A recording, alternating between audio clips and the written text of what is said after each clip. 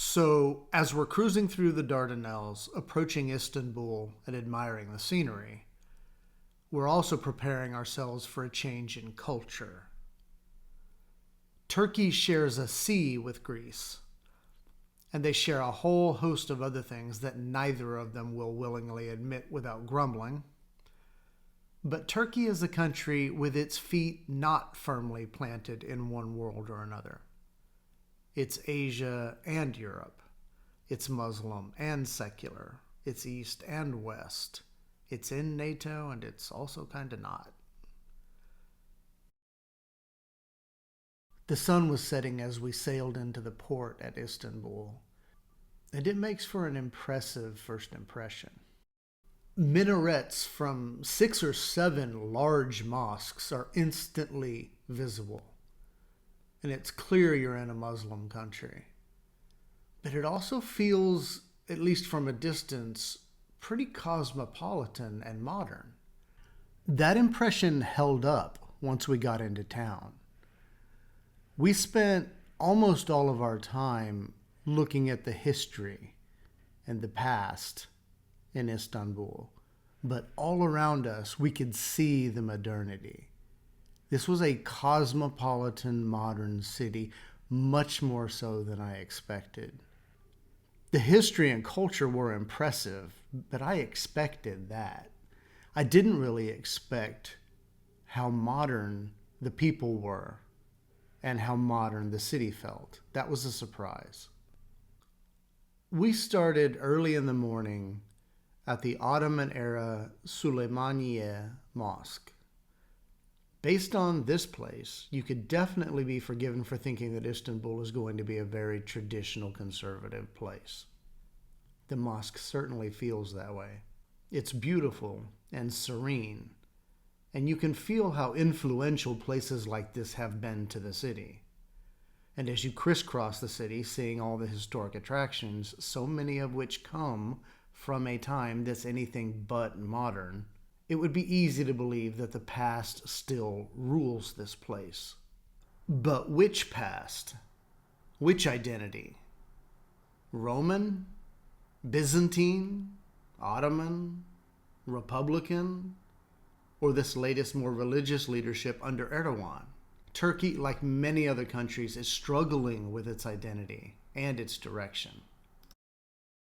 We were lucky to have the Süleymaniye Mosque to ourselves. But walking around the city and through all the evidence of its different eras, past and present, perhaps no other site embodies this complicated, disjointed relationship with its history than one of the most culturally significant buildings in the world, the Hagia Sophia. We wouldn't have it to ourselves, just as none of the different eras of Turkish history can claim it for themselves either. Byzantium under Justinian built the Hagia Sophia in 537 as a Christian cathedral, which it served for nearly 1,000 years. Then the Ottomans turned it into a mosque in 1453, plastering over many of the mosaics and more ostentatious decorations.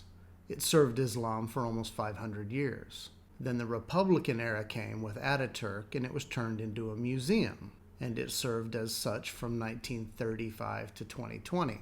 Then the current president, Erdogan, controversially returned it to serving as a mosque.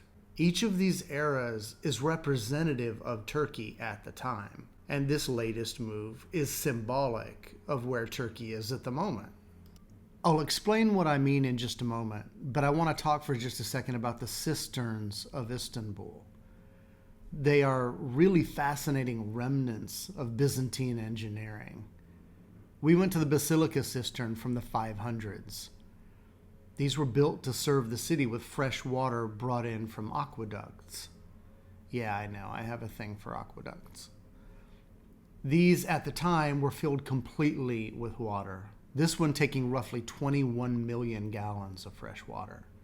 Now they're beautiful tourist attractions, and this one is also used as an art gallery. So I was saying that Hagia Sophia being returned to a mosque recently was symbolic of what's happening in Turkey at the moment. As we sat with our guides over tea or Turkish coffee, we talked about what's going on right now. It's been advancing as such a modern secular country for 100 years. But at the moment, all we hear about is this autocratic conservative leader who wants to turn back the clock on everything. So where do they really stand? And of course, the answer is that it's complicated. Turkey is politically divided by a modern, secular, European-focused urban base and a more conservative, more religious, rural base. And at the moment, Erdogan needs that conservative rural base to stay in power. Therefore, he emphasizes Islam and religion over Ataturk and secularism, and anything more Ottoman over things Byzantine. It fits politically with his strategy to position himself as a leader of the Islamic world and extract concessions from NATO partners and to play a role as a power player between East and West. Only time will tell if it's successful, or if the country returns to its more secular path. But that's just the political backdrop to what we saw. As we sailed out of Istanbul, we were just far more impressed with how modern and vibrant the city was than expected. We docked at the port in Izmir, from which we were going to take a road trip to go visit the Pergamon. Unfortunately, we booked the guide and driver to a different port an hour away without realizing it. Fortunately, the guide arranged everything the night before to make changes last minute to save our day. And I'm really glad we didn't miss it because this site is really stunning. I'd mentioned before that Turkey is so interesting because it geographically joins East and West. But it also historically joins so many different eras, many of which are so divergent. Forgetting for a moment its ancient history with Göbekli Tepe, the Hittites, King Midas, and the Persians. But then you had the Hellenistic period, and the Romans, Byzantium, the Seljuks, the Ottomans, and the modern period. Even if you don't know a lot about all of them, that's a pretty impressive list of empires. This place belongs to that Hellenistic period, around 281 BC. It featured the altar of Zeus, the temple of Athena, and an absolutely stunning hillside theater, and a library that was the rival of Alexandria.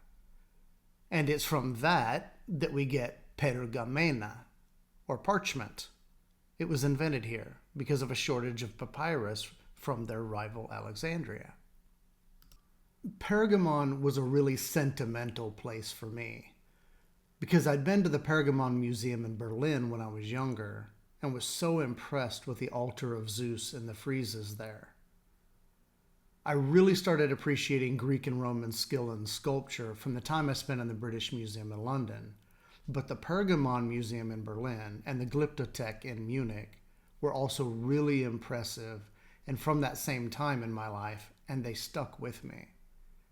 Even though I had no idea where or what Pergamon was, the pieces in the museum really impressed me. So coming here and seeing the site itself was special. Also in the area, we went to the Red Basilica, which was a 2nd century Roman site dedicated to Egyptian gods.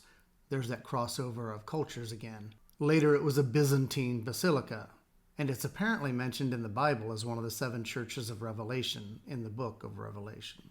Down the hill from Pergamon is Asclepion. It's a 2nd century hospital and teaching site dedicated to the god of medicine, Asclepius. That wouldn't be odd, but the thing is, we kept running into sites dedicated to Asclepius all over. I'd never heard of him until Rome when we saw a statue and the guide told us a story about the snake intertwined up his staff being a symbol of medicine and then mistaken later with 2 snakes. That's the only reason I remember him at all. But we kept running into these massive complexes dedicated to him, each one saying they were the original. There's the Asclepion of Epidaurus, the Asclepion of Pergamon, the Asclepion at Kos, the Asclepion on the Acropolis, and those are just the ones we've seen. Apparently he's a big deal. Antalya is a popular town in Turkey right now. You hear more and more about it from expats and tourists just discovering Turkey. And I can see why. It's quaint and pretty, historic, but in a restored sense, so it's comfortable. But unfortunately, we were on a group tour, so we literally rushed right through the place and hardly stopped to look at anything until we got to the Antalya Archaeological Museum. Fortunately, we slowed down there and got to see things at leisure. I've done this entire video and haven't even mentioned it's Istanbul, not Constantinople, or the fact that it's Turkiye and not Turkey. They're similar stories, really. Ataturk changed the name Constantinople to Istanbul to distance themselves from the Byzantine, then Ottoman multinational empire, and to point to a distinct and particularly Turkish identity. The Turks had also used Istanbul colloquially for years. They just adopted it for international use as well. And the Turks have always used Turkiye amongst themselves, but Turkey was the international version. Erdogan changed it to be more culturally centered on who they are, and not how everyone else refers to them. They were both nationalist efforts, asserting that cultural identity and distancing themselves from foreign or internationalist influence. In the end, why did Constantinople get the works? Well, that's nobody's business but the Turks.